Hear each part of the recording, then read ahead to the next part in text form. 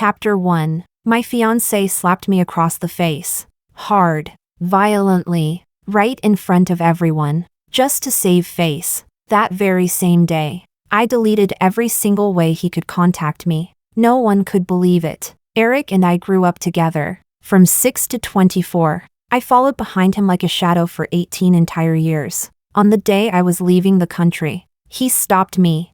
His voice carrying a confusion I had never heard from him before. Why? Just because I hit you? I looked straight into his eyes and said, word by word, yes, just because you hit me. When that slap landed, my world went silent. Erick's palm sliced through the air with vicious force. A dull smack exploded against my cheek. My head snapped to the side. A metallic taste flooded my mouth. My ears rang violently, as if thousands of bees were beating their wings inside my skull. I staggered, gripping the edge of the desk, fingertips trembling. My left cheek went numb first, then burned, hot and sharp, like a branding iron pressed to my face. When I looked up, Erick's hand was still frozen midair, knuckles pale. My childhood sweetheart, my fiancé, had just slapped me on behalf of his female secretary. He realized what he'd done. His expression stiffened for a millisecond. But anger and impatience quickly swallowed everything else. Selena, can you stop making trouble? A low snicker broke out somewhere in the office. Most people didn't speak. They just watched the show. Luna's chestnut curls shimmered like honey under the lights. She leaned against Erick's arm, her red lips curving mockingly. Erick, don't be so fierce. Look, you scared her. Your little sister is about to cry. Erick's jaw tightened. The anger in his eyes hadn't faded at all. Selena, this is a company, not your home. Can you stop already?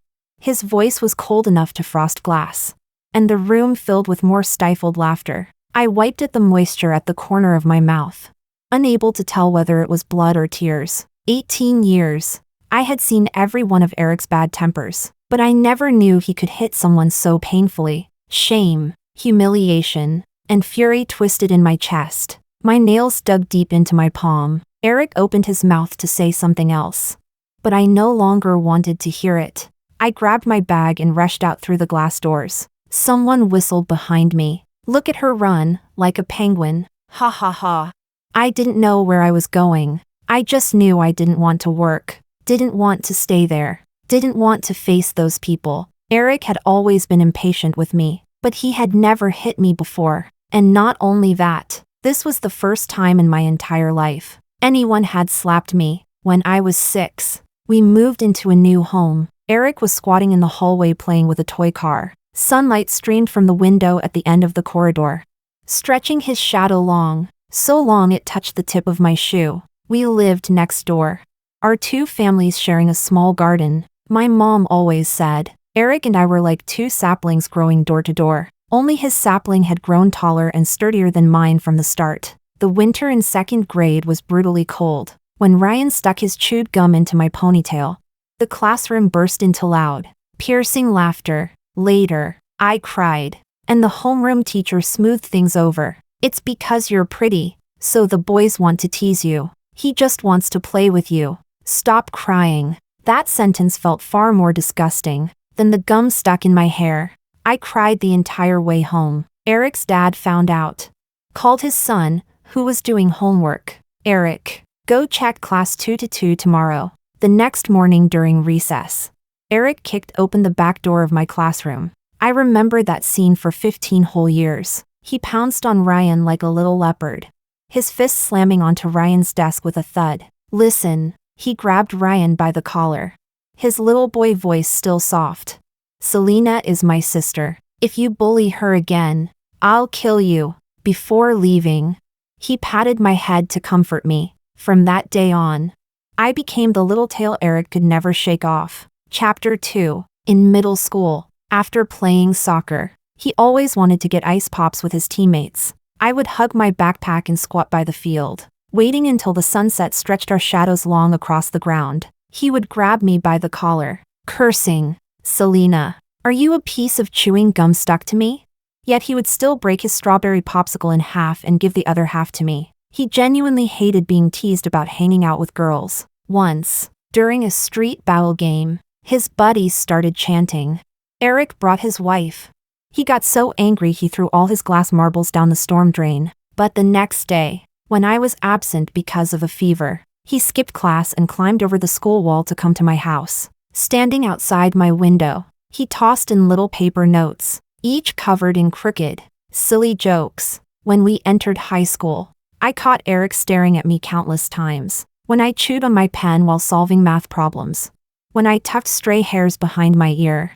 Even when I napped on my desk, his gaze brushed over me like the wings of a summer cicada. Light, fleeting, gone in an instant. Erick. I suddenly turned my head and caught his gaze before he could look away.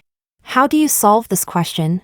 His fountain pen fell onto the desk with a clack. Morning light poured through the window, illuminating the tips of his red ears until they looked almost transparent.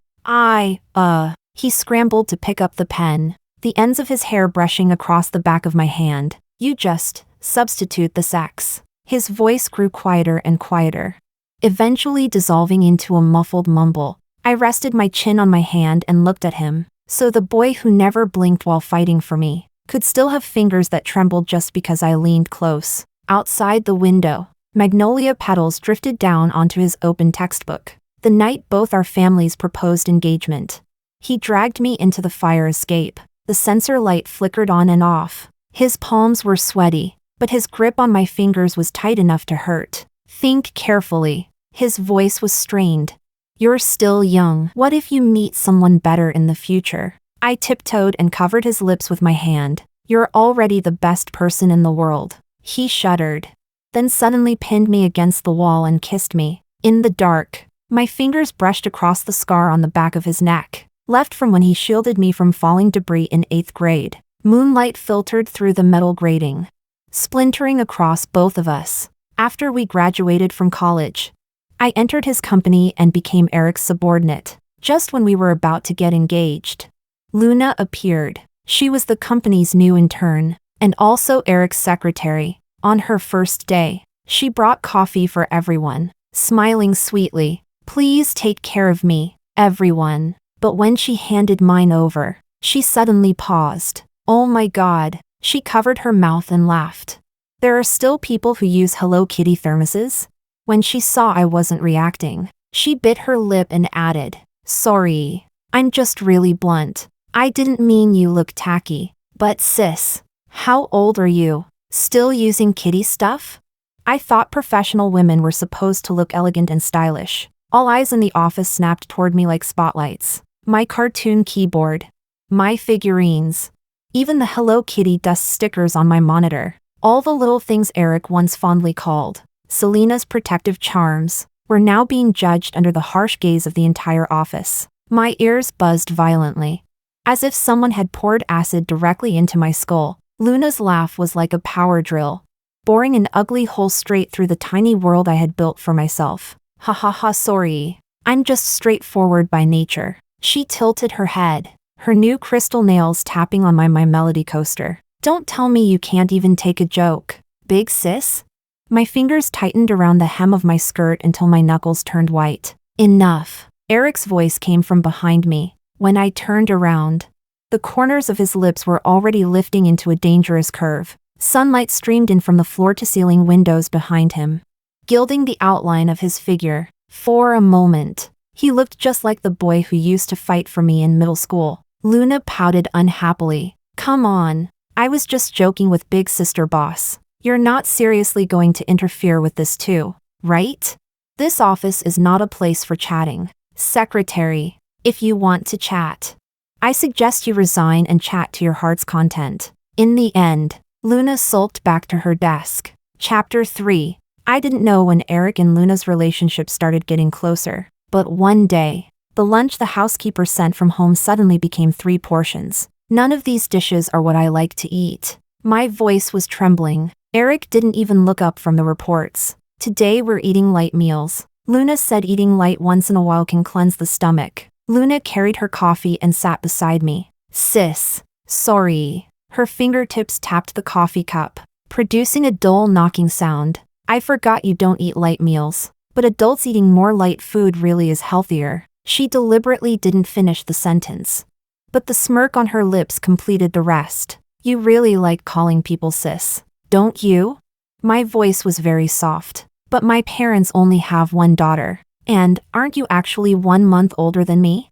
The office fell into sudden, deathly silence. Luna's expression froze like someone slapped her. The eyeliner she carefully drew twitched at the corner of her eye. Erick finally put down his documents.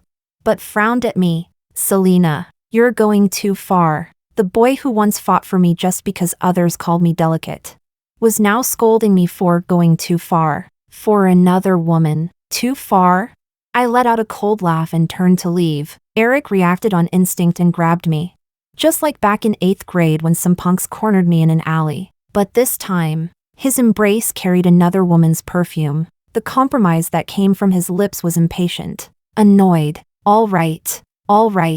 I'll ask the maid to make Chinese food tomorrow. Is that good enough? Luna's expression instantly darkened. Chapter 4. Starting the next day. Luna's targeting of me intensified. I carried a bag with Lena Bell hanging from it to work. And she immediately covered her mouth in exaggerated shock, raising her voice 8 octaves. Woo, Chanel paired with Lena Bell?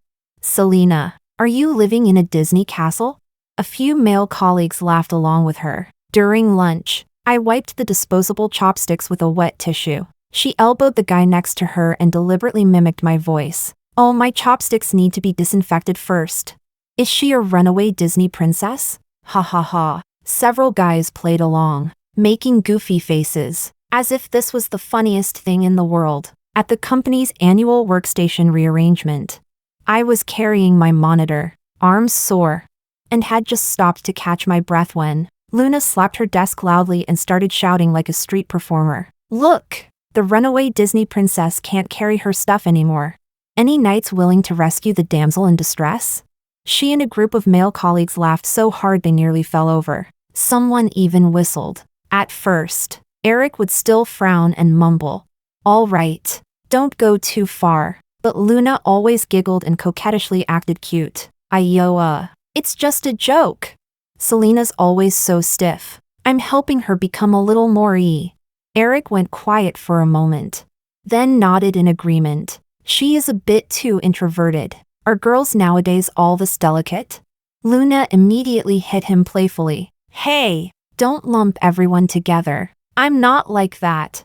Erick laughed, a hint of admiration in his eyes. My heart felt like it was being squeezed violently. Yes, Erick always thought I was fragile, dramatic, too introverted. In his eyes, liking anime was childish. Being clean was neurotic. Being quiet meant being uptight. But these things were once what he indulged and protected, until that day, when I finally exploded. That year during Chinese New Year, I went to Sanya with my parents for vacation. The sea breeze was gentle, the sun warm, and we had a great time. So when I returned after the holiday, my skin was a honey brown every time I got tanned. I just stayed home for half a month and my skin returned to normal. So I didn't think much of it. But on the first workday back, when I walked into the office wearing a pink knit sweater, Luna's gaze wrapped around me like a venomous snake. Oh my God!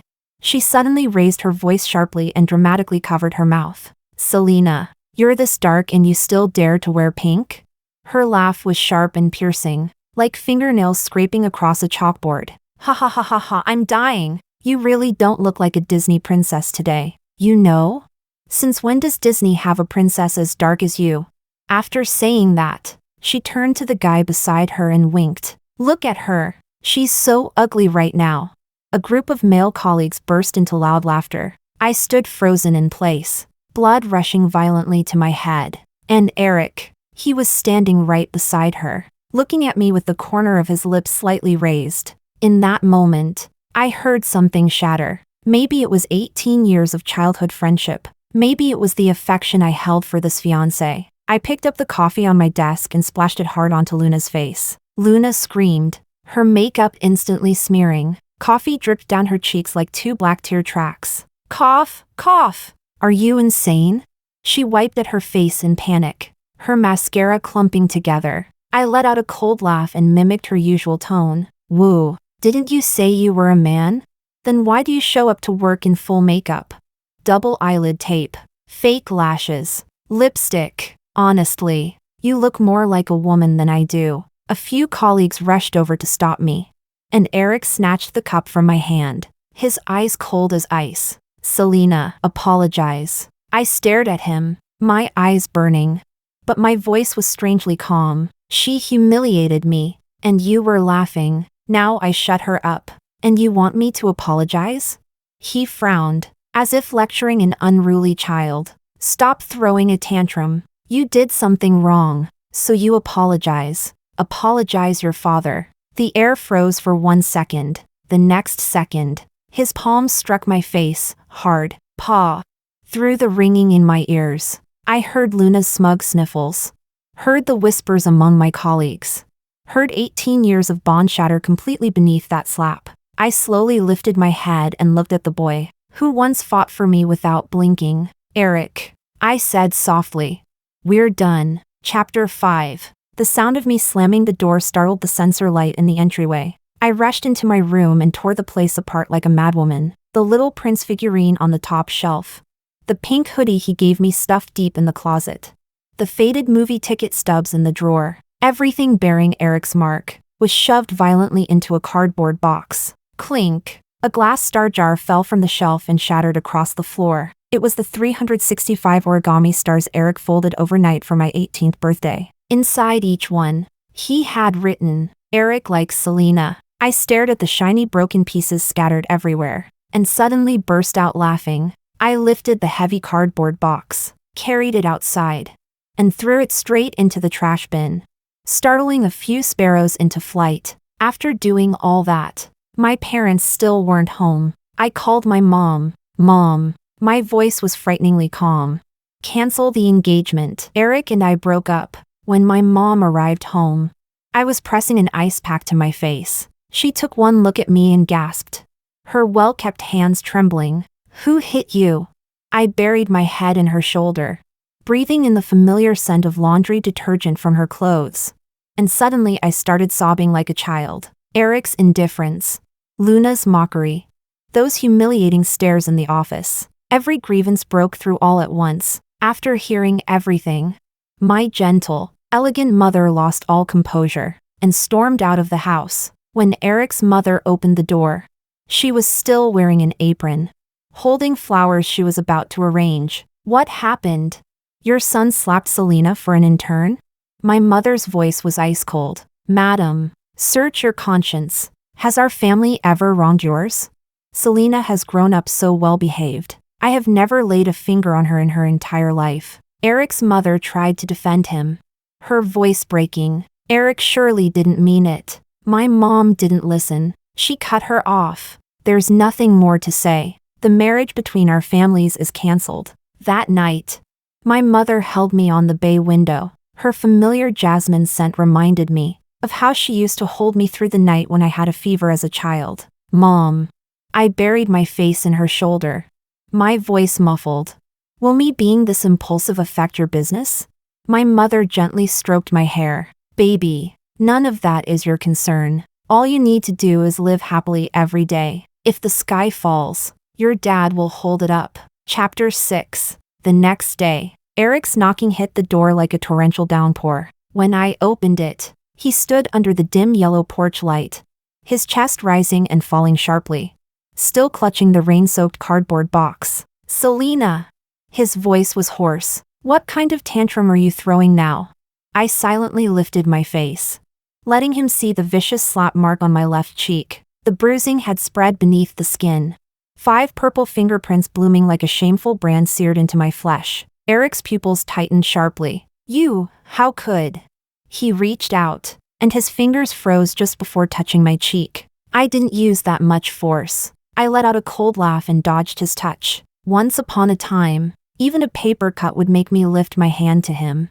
Pouting. Erick. Blow on it. Back then he always grumbled about me being a crybaby, yet still carefully applied a band-aid for me. But it was also him who personally slapped me across the face. Erick had never seen me this cold. For a moment, he looked utterly stunned. I'm sorry. I didn't mean it. Selena. You were bullying a young girl at the company, and I got angry. I cut him off. Since you're here, let me make it clear. Starting today, we're breaking up. And the engagement between our families is cancelled. Eric. From now on, please call me by my full name. If we meet on the street, don't come near me, and never knock on my door like this again. His pupils shrank fiercely. As if something stabbed him, night seeped between us, painting his outline in a cold, bluish hue. Leave. I leaned against the doorframe, my voice soft. Eric. Eric stared at me in confusion. Is it because I defended Luna? Or because I slapped you? Emotions churned in his eyes. Unreadable. Selena. When did you become so petty? Eric. I pried his fingers off the doorframe one by one. It's not about a slap. It's about you choosing to stand with the person who humiliated me. The hallway light suddenly went out, before the darkness swallowed us whole. The last thing I saw was his reddened eyes, overlapping perfectly, with the boy who once got hurt protecting me, and still smiled, saying it doesn't hurt. Eric stood frozen. The cardboard box slipped from his hand with a dull thump. A glass star rolled out. Fractured light scattering across the floor. Eric's expression stiffened. As if he didn't recognize the person in front of him. He had seen me cry, laugh, sulk, and cling to him, but he had never seen me like this, cold as ice. Even my gaze sharpened with frost. I didn't mean it, Selena. His Adam's apple bobbed. His voice was hoarse. I was just blinded by anger. I shook my head. I don't want to hear it. The night wind swept through the hallway window, carrying away my last sentence. Eric, don't ever come looking for me again. Eric suddenly grabbed my wrist. His grip so tight it nearly crushed bone. His eyes were blood red, like an enraged trapped beast. Is it worth it? He gritted his teeth. For one slap, you're throwing away 20 years of feelings? Selena, when did you become so unreasonable? I looked at his furious face calmly, and suddenly recalled how in 9th grade, he beat up a boy who harassed me, expression just as cold. And yet now, this same fury was aimed at me. It is worth it, Eric. I say it's worth it. Eric suddenly laughed, colder than the night wind. Fine, wonderful. He released my wrist. Break up then, Selena. Good for you. I hope you don't come crawling back one day. As he turned, he knocked over the potted plant in the hallway. The shattering pot triggered the garden's sensor light. I stood in the flickering glow, watching his back disappear around the stairwell corner, as if watching the boy who once fought for me vanish completely into time. From next door came the soft click of a lock. Eric's father stood in the doorway. He looked at me, opened his mouth, but in the end only sighed quietly. That night I dreamed of 18-year-old Eric, shouting beneath the starry sky, Selena, we'll be together forever and ever. Chapter 7. The next day at work, gossip in the office pantry spread like wildfire. It turned out Eric and Luna were officially dating. When I passed by with my Americano, I happened to see Luna tiptoeing to fix Eric's tie. Her freshly painted cherry red nails were blinding under the morning light. Eric, she said in a syrupy voice, let's celebrate tonight at my favorite Japanese place, okay? Eric's gaze shifted past her shoulder, and suddenly met mine. He instinctively wanted to step back. But Luna hooked her arm around his neck. She followed his line of sight and turned around, shooting me a victorious smile. At my desk, the group chat was exploding. I heard Luna came in the boss's car this morning. I saw hickeys on her neck. Is Selena okay? I closed the chat window and thought back to last month's team dinner, when Luna raised a glass of sake and said, I hate hanging out with women. They're so noisy. Half her body was draped over Eric's chair. It's better to hang out with guys. Men don't throw tantrums over every little thing like those women. The moment she finished, the female colleagues exchanged knowing glances. The next morning, Luna whined on her social media, got isolated by the female coworkers again, crying emoji. Honesty sure gets you excluded. Attached was a picture of the milk tea Eric bought to comfort her. That evening at home, I sprawled on the couch ranting to my parents. My mom was arranging flowers. When she heard my complaints, she clipped off a rose thorn with a snap. I've seen enough of this kind of woman. Baby, don't get too close to her. You'll only suffer for it. Talking behind people's backs isn't very nice. Erick's voice came from the entryway. He was carrying lychees his dad asked him to deliver. But his eyes were cold as ice. The living room fell silent. Only the sound of scissors snipping flower stems remained. Looking back now, maybe from that moment on, I became to him a narrow-minded gossip, and Luna became the straightforward and genuine white moonlight in his heart. I wiped the coffee stain from the rim of my cup. So bitter. Later I finally understood. Somewhere along the line, he and Luna had already built a deep friendship. Luna could make PowerPoints, and she was genuinely good at it. Smooth animations, clean layout. Even the data visualization Erick used to struggle with became clear at a glance when I used to revise his proposals. I couldn't help nagging. The logic here is wrong. That color scheme is too harsh. Luna wasn't like that. She would rest her cheek on her hand, lean in close to the screen, her hair brushing faintly across Erick's arm. Erick, I made this bar chart animated for you. The slight flush at the tips of Erick's ears was exactly the same as when I once unexpectedly kissed his cheek. It was even more obvious during team building. Last time we went to play pool, I always avoided such activities. But Luna's clean sweep with a single break earned excited cheers every time. Erick's buddies hooked their arms around his shoulder, jeering, "Luna suits you more. Way better than that crybaby." I had accidentally seen their private chat messages before. Luna sent an exaggerated crying emoji. "Selena scolded me again today QAQ. Erick replied, "Ignore her. She's probably on her period again." During a department meeting one time, Luna openly sat on Erick's lap, twirling his tie around her finger. "We're in a proper relationship, unlike some people who cling on just because they grew up together." Then she looked straight at me. "By the way, you're not jealous, are you?" Erick didn't push her away. He just stared at me with a strange look, like he was scrutinizing someone he disliked. At that moment, I finally understood. Childhood bonds can't compare to someone new descending from the heavens. 18 years of companionship, lost to 3 months of infatuation. People were sneaking glances at me, their eyes filled with pity and curiosity. After all, the whole company knew that the girl who once smiled only at Erick was now the backdrop to his new romance. I said nothing, just returned to my desk and continued revising reports. Erick let out a cold snort at the meeting room door. I never looked up, but I could feel his gaze like a burning cigarette butt pressing against the top of my head. Later, their lovey-dovey theatrics escalated. Luna looped a strawberry hair tie around Erick's wrist, the pink elastic digging into his tan skin, like some kind of ownership mark. Kissing noises sometimes echoed from the fire escape.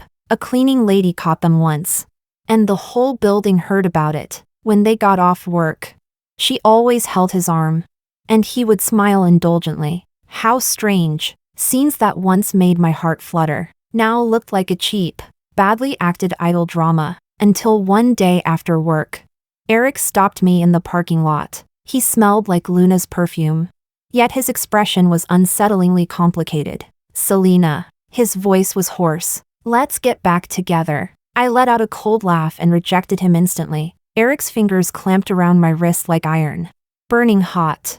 His grip so tight it nearly crushed bone. His breath was heavy, the bitter scent of coffee brushing against my face. His eyes those of a trapped beast on the verge of collapse. "Selena." His Adam's apple bobbed, his voice suddenly softening. "I was wrong. Let's get back together." "Okay." I laughed. What did Erick take me for? Some backup toy he could summon whenever he wanted? I yanked my hand back hard. "Erick, listen carefully." The elevator chimed open with a ding, and Luna rushed out, face deathly pale. She wasn't even wearing makeup. Her hands clenched a medical report. The moment she saw us, her tears burst out like a broken dam. "Erick, the baby is gone." Erick's expression froze instantly. He let go of me and turned to support her, but she violently slapped his hand away. "Are you satisfied now?" Luna cried as she threw the miscarriage report at my face. The edge of the paper sliced my cheek like a blade. "Now my and Erick's baby is gone. Are you finally happy?" Erick's hand clamped around my wrist like a branding iron. So tight that I could feel my pulse hammering against his palm. His eyes were frighteningly dark. As if he wanted to tear me apart alive. Why? I didn't. Believe it or don't. I don't care. Selena, he growled, voice hoarse. When did you become so vicious? I kicked his knee with all my strength. My heel left a gray mark on his tailored suit pants. I said I didn't. And also, get lost. Don't touch me. The moment Erick loosened his grip from the pain, a slender hand suddenly reached in between us. Long fingers rested lightly on Erick's wrist. Yet his expression changed instantly. Sir. A cool, steady voice carried an unmistakable pressure. Forcing a lady is not gentlemanly behavior. I snapped my head up, colliding with a pair of smiling, peach blossom eyes. Oliver, the legendary senior from the law school, the sharp-tongued debater who once reduced his opponent to speechlessness. Senior? I froze on the spot. After the final round of the university debate competition 3 years ago, we had never crossed paths again. I didn't expect our reunion to be in a place like this. Oliver's lips curved slightly. He leaned close to my ear and whispered, Selena, cooperate. The warm brush of his breath grazed my earlobe, and in the same instant, his fingers tightened sharply. Erick let out a muffled groan and released me. I didn't wait for Erick to react. I got in my car and drove off, through the rearview mirror. The last thing I saw was Oliver standing between us, one hand calmly adjusting his cufflink. Elegant and dangerous, like a snow leopard guarding its territory. Chapter 8. The next day was the team-building event. I wasn't feeling well. The sunlight was harsh and blinding. I walked at the very end of the group, cold sweat already soaking through my back. When dark spots started creeping into the edges of my vision, I finally realized something was wrong. The moment my knees hit the gravel path, a chorus of gasps erupted around me. Selena! A familiar scent rushed toward me. Erick's arm wrapped around my waist, the grip so tight it nearly crushed my ribs. His fingertips were trembling, yet his voice pretended to sound calm. You skipped breakfast again, didn't you? The circle formed by our coworkers fell into sudden silence. Luna stood 3 steps away, her freshly made manicure digging so hard into her water bottle that the plastic twisted with a sharp crack. Let go. I pushed against his chest, his heart beat under the fabric fast and heavy. I can do it myself. Let go. But Erick's eyes suddenly turned red. Do you have to be like this? His voice dropped extremely low. Even if you hate me, don't punish your body just to spite me. From a distance came hurried footsteps. The medical staff accompanying us pushed through the crowd.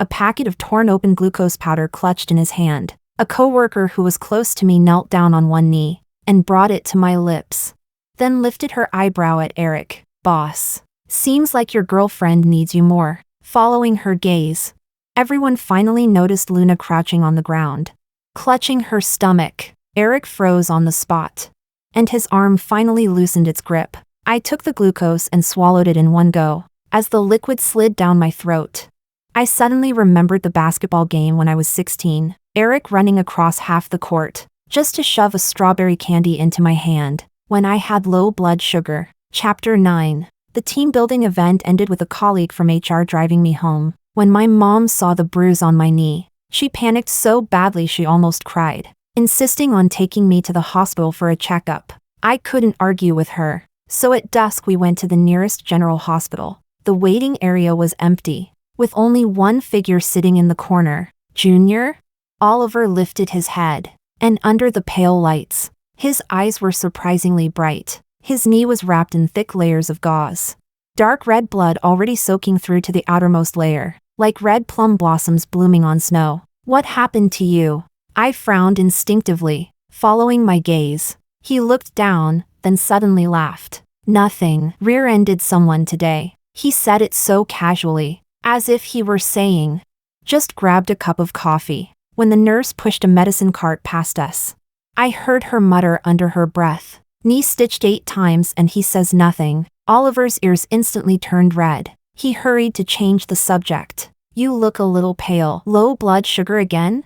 He pulled a fruit candy from his coat pocket like he was doing a magic trick. Strawberry flavor. Heard you like it. I was too embarrassed to refuse, so I nodded and accepted it. In the following days, we kept running into each other at the hospital. He came to change his dressing. I came for blood sugar checkups. Sometimes when it rained, he would limp beside me under his umbrella and walk me all the way to the parking lot. It was strange. This man who once left opponents speechless in debate competitions was unbelievably gentle in private. That day, the sun in the hospital corridor was especially warm. Oliver sat on the bed in the dressing room, the tips of his ears red. Junior, his fingers unconsciously picking at the loose thread on his gauze. I think we're very compatible. You're single. I'm single. Maybe you could consider giving me a chance? The test report in my hand slipped and hit the floor with a loud smack. Sorry. No rush. He bent down to pick up the paper. The movement tugged at his wound. But he didn't even frown. I have plenty of patience. A week later, Oliver began appearing downstairs at my company. Monday, he held a dewy bouquet of pink tulips, said he passed by a flower shop and thought they'd suit me. Wednesday, he brought a limited edition strawberry cake, claimed it was a buy one get one free and he didn't want to waste it. Friday, he even bought milk tea for all my coworkers. Most ridiculous of all, my deskmate Lisa voluntarily gave up her seat and even winked at me. Selena, Mr. Oliver says he's here to discuss business. The gossip in the break room got more exaggerated by the day. During lunch break, a close coworker cornered me near the restroom. Heard Oliver has an 8-pack? Is it true? I don't know. Liar! She shook my shoulders dramatically. When he lifted that bouquet yesterday, his shirt stretched in Amy at the front desk size V-line. Outside the glass door, Oliver was bending over to fix my stuck drawer. His perfectly pressed shirt lifted with the movement, revealing a slice of lean, toned waistline. Damn it, he was definitely doing it on purpose. The break room conversation was peaking when she suddenly leaned in, lowering her voice. Be honest, Oliver's abs, are they really that hard? She gestured wildly. I heard his muscle lines glisten when he sweats. Come on, how many packs does he have? Is it nice to touch? I bit the end of my straw, and in my mind flashed a summer afternoon. After a tennis championship, Oliver had lifted his jersey to wipe sweat. That honey-colored waist and abdomen gleaming under the sun. Seems like 8 packs. I muttered without thinking. But I only saw it by accident. Selena, you hit the jackpot. She screamed so loudly I almost dropped my drink, and scrambled to cover her mouth. Just then, a sharp shattering sound echoed from the office floor. Glass had exploded. Erick stood among the fragments, blood dripping from his fingertips, staining the documents beneath in dark red. Luna tried to reach out with a tissue, but he violently flung her hand away. Don't touch me. His voice was hoarse to a terrifying degree, yet his eyes were fixed on me with a desperate intensity. Sunlight slanted in from the floor-to-ceiling windows, washing his face into a paper-white pallor. That expression looked as if he had witnessed a world collapsing right before him. At some point, Oliver appeared behind me. His warm palm landed gently on my shoulder. Junior, I've already booked dinner. Let's go together after work. His voice wasn't loud or soft, just right for the entire office to hear. Erick suddenly bent down to pick up the glass shards. The fragments sliced into his palm, but he seemed completely unaware. Blood trickled along the strap of his wristwatch, dripping onto the beige carpet in thin, winding lines. The entire office fell silent. Erick's hand was still bleeding. Bright red droplets slid down his fingertips, hitting the floor with crisp, tiny taps. Finally, he walked toward me, his stubborn gaze locked on my face, like a gambler pushing in his last remaining chips. Selena. His voice was so hoarse it was barely human. I'm hurt. Can you give me a Band-Aid? Instinctively, I glanced at my bag. There were always Band-Aids in it. Cartoon ones, waterproof ones, medicated ones. It was a habit I'd had since middle school, because Erick was always getting scraped up playing soccer. I don't have any, I heard myself say. Erick's pupils contracted violently. He suddenly grabbed my wrist, his blood-stained fingertips leaving a stark red smear on my sleeve. You clearly, Erick. Oliver stepped in front of me, blocking him. He waved an unopened pack of medical dressings in his hand. Use this. A band-aid. He gave Erick's blood-soaked palm a pointed glance. Won't be enough. Erick staggered back half a step. He looked down at his hand, at the messy smears of blood, and suddenly laughed. That laugh sounded worse than crying. Selena, you're really ruthless. Luna rushed over to grab his arm. Erick, I have band-aids. Let me. Get lost. He flung her hand away. Chapter 10. Erick's blood was still dripping, pooling into a small, glaring patch of red on the floor. I remembered a rainy day in 6th grade. Erick had beaten the boy who pulled my hair until his face was swollen and bruised. On our way home, he swung his bruised wrist and grinned. Selena, you look so ugly when you cry. But he secretly hid the blood-stained sleeve of his school uniform behind his back. Later, that same boy, along with some gang members, pushed Erick out of a second-floor window for revenge. When I found him, he was sitting in a pile of shattered glass, clumsily trying to hide the injuries on his arm. Don't cry, it doesn't hurt. Feels like a cat scratched me. That's all. But blood kept gushing through his fingers, soaking the sleeve of his uniform until it could be wrung out. That night, I ran to 3 different pharmacies and bought an entire box of cartoon band-aids. The next day, when I forcibly pulled up his sleeve, his ears turned scarlet. Selena, do you have no shame? But he still let me cover his battered arm with rows of little pink kittens. And later, Luna strutted past my desk on her 10-centimeter heels and accidentally knocked my bag over when the Hello Kitty band-aids scattered across the floor.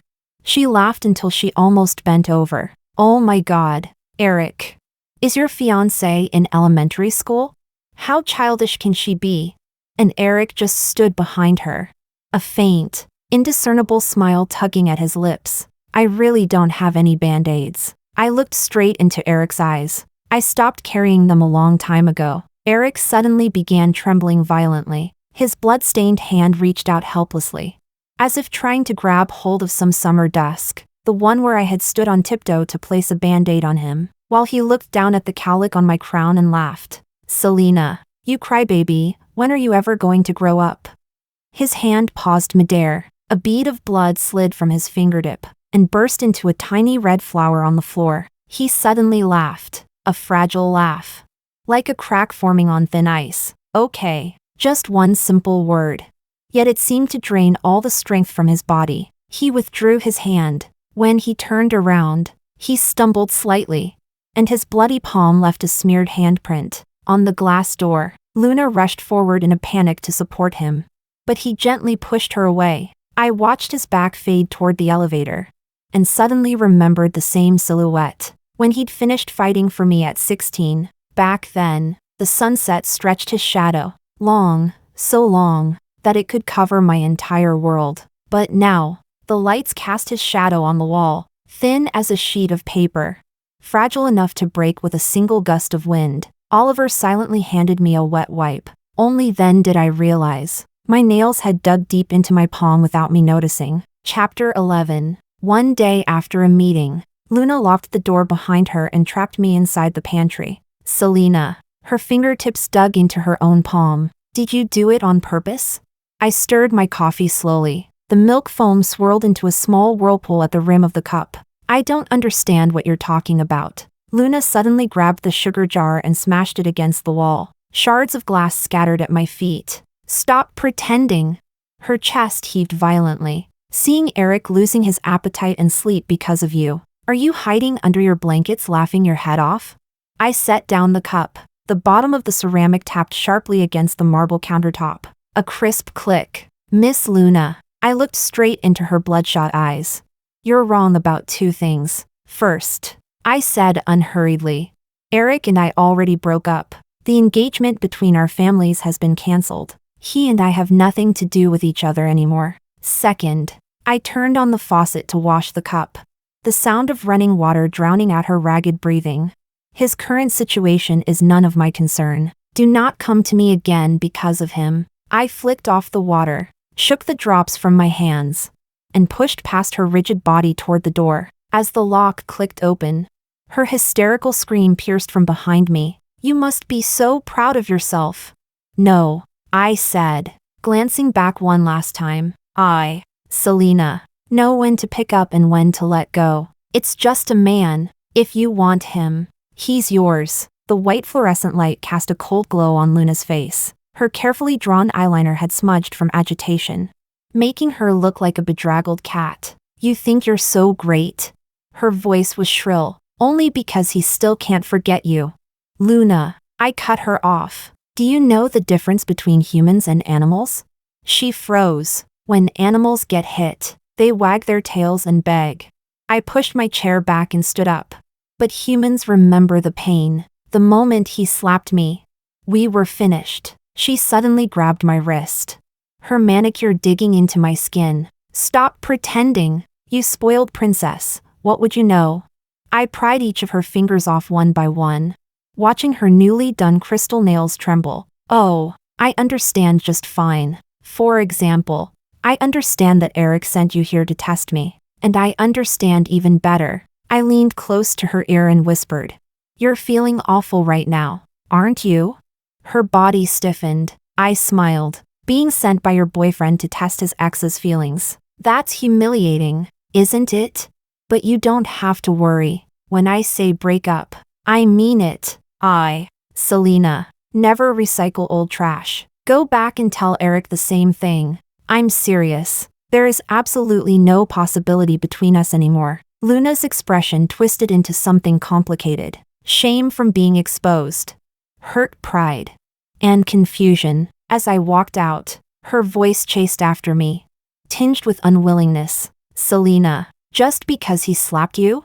Yes, just because he slapped me. I replied to her again, the same answer as before. Chapter 12. That night, I received a phone call from an unfamiliar number. Without thinking too much, I answered it. The breathing on the other end suddenly became extremely light. So light I almost thought the signal had cut out. Selena. Eric's voice sounded as if scraped by sandpaper.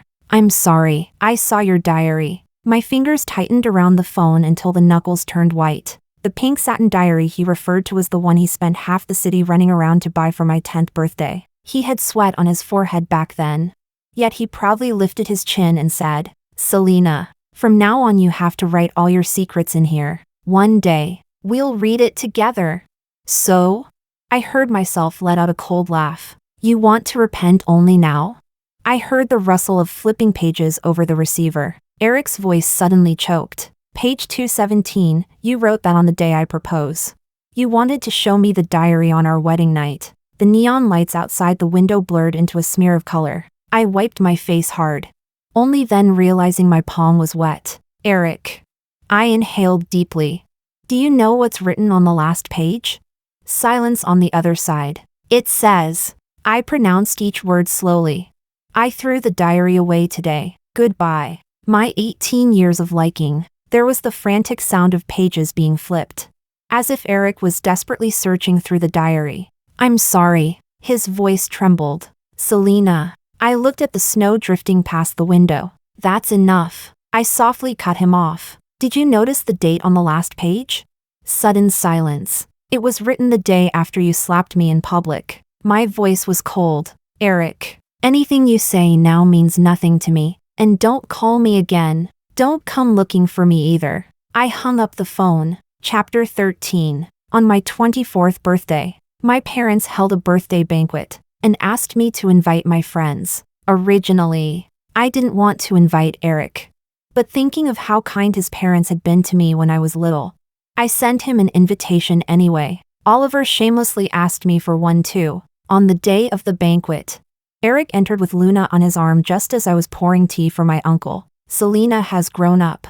My uncle patted my hand, but his gaze drifted toward the entrance. That little bastard isn't worthy of you, Uncle. Let's not talk about that. I smiled and refilled his teacup. Drink some tea. Today's tea is quite good. The banquet went smoothly and beautifully. Near the end, I went alone to the terrace, letting the night wind cool my thoughts. The breeze carried the chill of early autumn. Footsteps sounded behind me. Selena. Eric's voice was hoarse beyond recognition. His suit was wrinkled, his tie crooked, the smell of alcohol heavy on him. I don't understand why we became like this. He suddenly grabbed my wrist. We were so close to getting married. We were walking toward happiness together. The night wind suddenly felt colder, sharper. So this is you blaming me?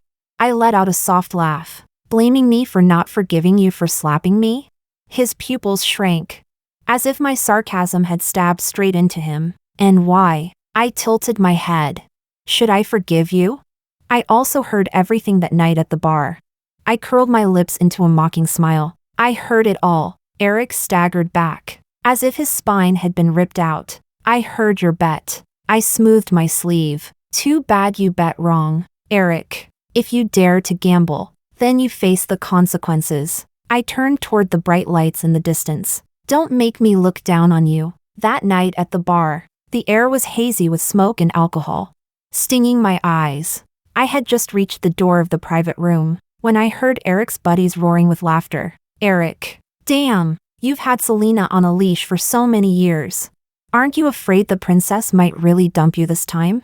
Erick lounged lazily against the couch, a playful grin tugging at his lips. Her? Just coax her a bit after so many years.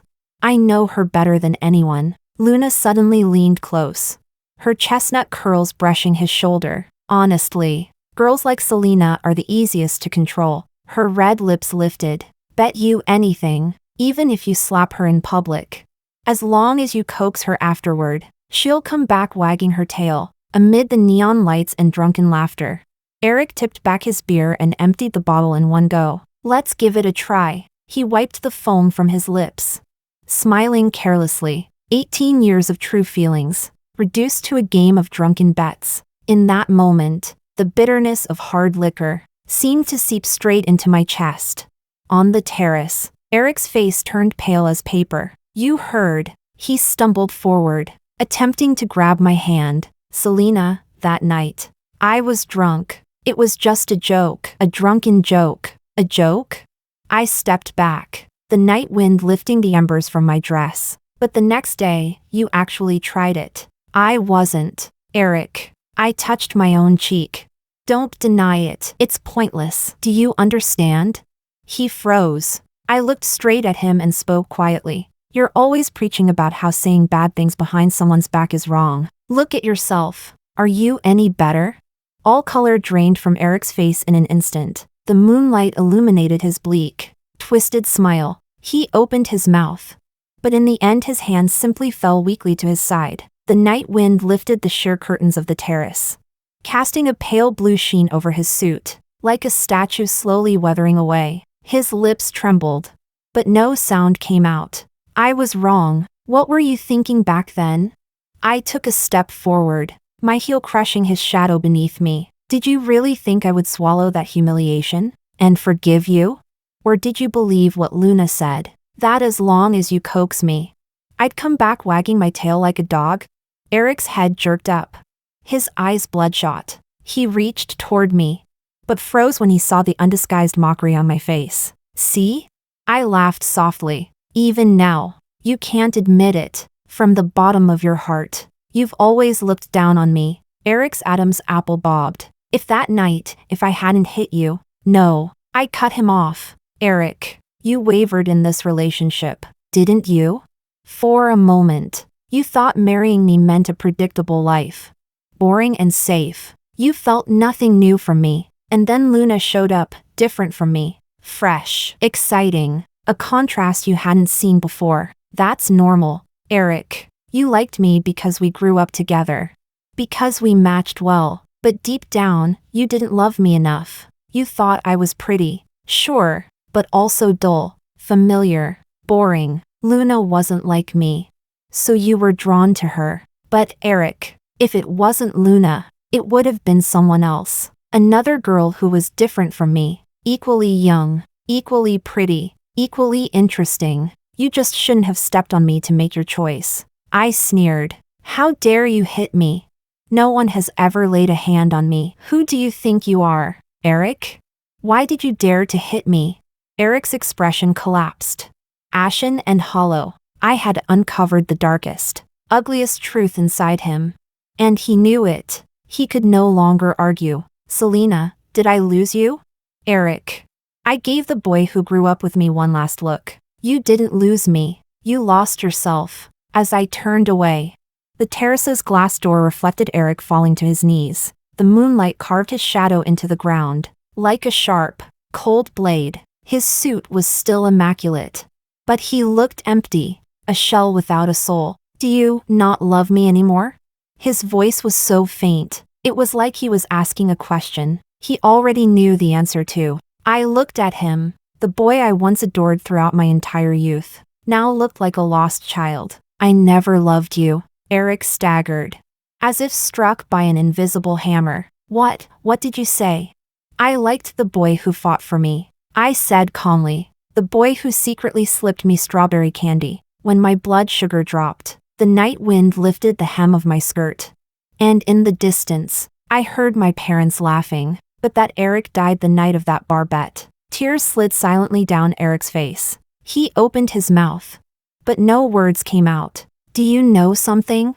I looked at the familiar stranger one last time. I'm really glad we didn't get married. As I walked back toward the warm lights inside, I heard a stifled sob behind me. The sound was quickly drowned out by the laughter from the banquet, just like our past, destined to be washed clean by time. Chapter 14. Later, Luna was optimized out of the company. It was said that Erick also broke up with Luna. Erick seemed like a completely different person. He began appearing in my sight every day, like a silent shadow. Every morning, warm soy milk and custard buns would appear on my desk. At lunch, he would reserve the quietest corner of the cafeteria in advance. After work, even with 10 meters between us, his footsteps followed like an echo. What on earth do you want? I finally cornered him at the turn of the staircase. Dusk filtered through the glass window, sketching his gaunt outline with stark clarity. He was still wearing the cufflinks I had given him, bought with 3 months of saved allowance for his last birthday.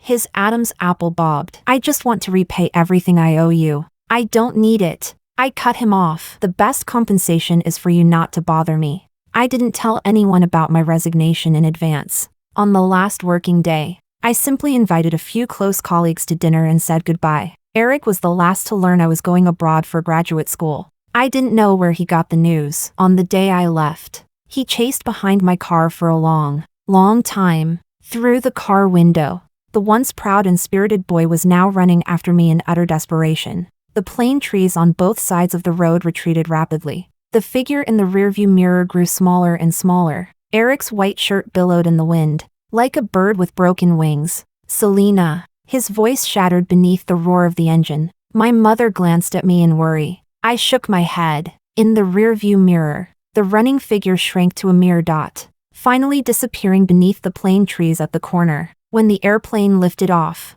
I opened the window shade. At 30,000 feet, the sunlight was perfect. Later, news about Erick trickled into my ears bit by bit. Friends said he began drinking heavily, causing trouble more than once at bars.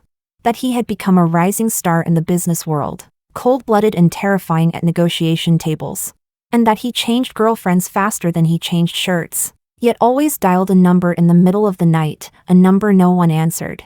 I treated these stories as flavor for my midday coffee, then turned back to my thesis. One day, London had a sun shower. When I rushed into the classroom, I ran straight into Oliver's startled face. His eyes were gentle, dressed casually. Selena, long time no see. He brushed the raindrops from my hair, his smile warmer than the sunset over the Thames. This time, can I court you?